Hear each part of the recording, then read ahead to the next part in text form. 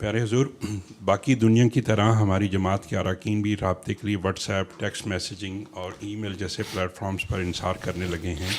اگرچہ یہ ذرائع بلا شبہ سہولت فراہم کرتے ہیں، یہ تبدیلی اس ذاتی تعلق اور دلی قربت کو آہستہ آہستہ کم کرتی جا رہی ہے جو ہمیشہ سے ہماری جماعت کی نمایاں پہچان رہی ہے۔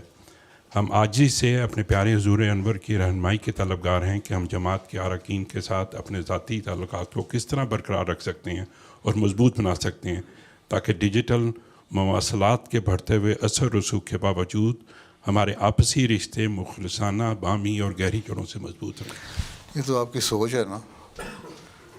میں اگر کسی کو ٹیکسٹ میسیج کرتا ہوں یا مجھے مجبوراً کرنا پڑتا ہے یا کسی سے تعلق رکھتا ہوں تو میرا دل میں تو اس کی قدر اور زیادہ بڑھ جاتی ہے جب وہ جواب دیتا ہے اور محبت والے جواب آتے ہیں، یا میں محبت سے کسی کو جواب دیتا ہوں۔ یہ خط و کتابت ہے، صرف ٹیکسٹ میسیج کی بات کر رہے ہیں۔ ایک زمانہ تھا نا خط و کتابت کا، تو اس لیے ایک محاورہ بنا ہوا اردو میں کہ جو خط ہیں وہ آدھی ملاقات ہے، اسی طرح ٹیکسٹ میسیج تو اس سے بھی جلدی ہو جاتا ہے۔ خط تو پھر پرانے زمانے میں پہنچتا تھا 15 دن یا مہینہ لگاتا تھا۔ آج تو ٹیکسٹ میسیج یوں کرتے ہیں، سینڈ کرتے ہیں اور اگلے سیکنڈ میں اگلے کو پہنچا ہوتا ہے، اس کا محبت والا جواب رہتا ہے، اس کو احساس پیدا ہوتا ہے ہاں مجھے یاد رکھا میرے بھائی نے، میرے دوست نے۔ تو یہ کہنا کہ جی اس سے محبت کم ہو رہی ہے، یہ تو آپ کی سوچ ہوگی، میری تو نہیں۔ ٹھیک ہے، مجھے تو کوئی محبت کم نہیں ہو رہی۔ خط لوگ خود بے شمار لکھتے ہیں، اب جماعت کی اتنی بڑی تعداد ہے، لاکھوں کروڑوں میں ہو گئی، خط لکھتے ہیں، مجھے ہزاروں خط آتے ہیں روزانہ کے۔ اب وہ جو میں نے دیکھا بھی نہیں ہوتا کسی کو کیا خیال ہے آپ کا کہ ان سے محبت رہا، ان کے وہ دعا کے لیے کہتے ہیں، ان کے لیے دعا اس وقت بھی نکلتی ہے جب خط پڑھ رہا ہوتا ہوں، اور بعد میں نماز کے وقت بھی ان کے لیے دعا ہو جاتی ہے۔ ہر ایک کے نام نہیں یاد رہتے تو عمومی طور پہ ہو جاتی ہے، اسی سے محبت بڑھتی ہے۔ رات کو سوتے ہوئے آپ تصور کریں میرے یہ بھائی ہیں، بہن ہیں، ان کے لیے میں نے دعا کر کے سونا ہے، تو محبت دل میں قائم رہے گی۔ تو یہ کہنا کہ صرف ملنے سے ہی محبت بڑھتی ہے، ٹھیک ہے ملنے سے محبت بڑھتی ہے، ضرور ملنا چاہیے، اور حدیث میں آیا ہے کہ ایک دوسرے کی دعوتیں کرو، اس سے بھی محبت بڑھتی ہے۔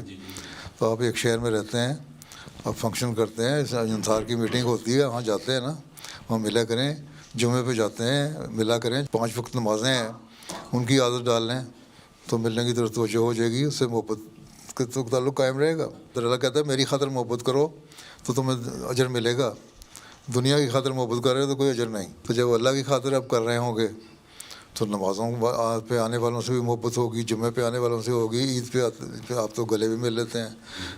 کووڈ پہ لوگوں نے بڑی پابندی لگائی، یہ نہ کرو وہ نہ کرو، لیکن اس پہ بھی آپ عید پہ گلے ملتے رہے ایک دوسرے سے، پرواہ نہیں کی، تو محبت ہی تو ملتے رہے۔ اس لیے دل میں یہ احساس ہونا چاہیے ہمیشہ اصل میں کہ مومن جو ہے وہ بھائی بھائی ہے، اور بھائی کو بھائی کے خیال رکھنا چاہیے، اور حدیث کو یاد رکھیں کہ جو اپنے لیے پسند کرو وہ اپنے بھائی کے لیے پسند کرو۔ جب آپ کے سوچیں ہوں، جو خیالات ہوں، اس میں جو نیکی کی باتیں آپ کے دل میں آتی ہیں، جو اپنے بچوں کے لیے نیک خیالات آپ کے دل میں آتے ہیں، اپنے بھائی کے لیے بھی آئیں، اپنے بھائی کے بچوں کے لیے بھی آئیں، اپنے دوست کے بچوں کے لیے بھی آئیں، تو وہ ایک محبت کا ذریعہ بن جاتے ہیں۔ پھر جب آپ کبھی ملتے ہیں، چاہے 2 مہینے بعد ملیں، 6 مہینے بعد ملیں، سال بعد ملیں، تو وہ رہتے ہیں افریقہ میں لوگ رہتے ہیں، بے شمار رہتے ہیں، گاؤں ریموٹ ایریاز میں رہتے ہیں، مجھے خط لکھتے ہیں، اور ہمارے جب لوگ وہاں جاتے ہیں نمائندہ بن کے، کوئی میرا سلام کہہ دے تو وہ جذباتی ہو کے رونے بھی لگ جاتے ہیں، ان میں محبت دل میں ہے نا، وہ اللہ تعالیٰ نے محبت پیدا کی ہے۔ اس لیے اللہ تعالیٰ سے دعا مانگنی چاہیے کہ اللہ تعالیٰ ہمارے دلوں میں محبت پیدا کرے، اور یہ جو چھوٹی چھوٹی باتوں کی دنیاوی رنجشیں ہیں ان کی وجہ سے دوری نہ پیدا ہو۔ تو یہ کہنا صرف ٹیکسٹ میسیج کرنے سے، ٹیکسٹ میسیج تو میں سمجھتا ہوں ایک آسان ذریعہ بن گیا ہے محبت کو وسیع کرنے کا۔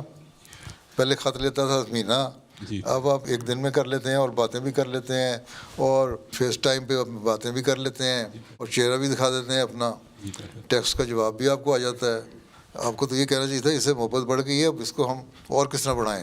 جی پھر جو پاکستان سے نئے آئے نا انصار بھائی، وہ ان کو ان چیزوں کی بھی عادت، ان کو پتہ ہے، ان کو آپ سے زیادہ ٹیکسٹ میسیج کرنا آتا ہے۔ انڈیا میں غریب لوگوں میں انہوں نے سروے کیا ہے، یا پاکستان میں، جتنا ان کے پاس سیل فون ہے اور ٹیکسٹ میسیج کا ہے نا رواج، وہ امیروں میں بھی نہیں ہے۔ اچھا، باقی ہے اگر نئے آئے ہیں اور ان کے پاس کوئی نہیں ہے فون، اور افورڈ نہیں کر سکتے نیا فون خریدنا، تو ان سے پھر آپ ملیں، ان کو مسجدوں میں بلائیں، اور مختلف فنکشن ہوتے ہیں آپ کے، اس میں بلائیں، گیٹ ٹوگیدر ہو.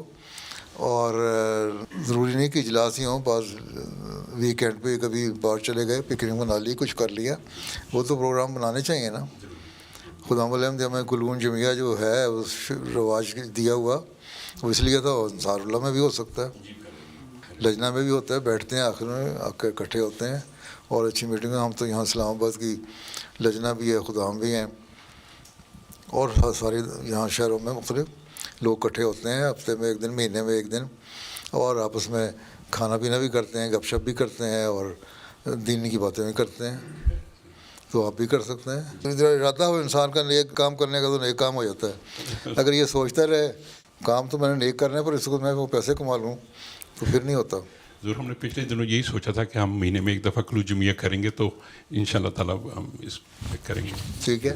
جزاک اللہ. تو پھر جو غریب لوگ جو نہیں لا سکتے کھانا پکا کے، ان کا آپ جیسے دگنا تگنا کھانا پکا کے لے آئیں. جی ان شاء اللہ تعالیٰ.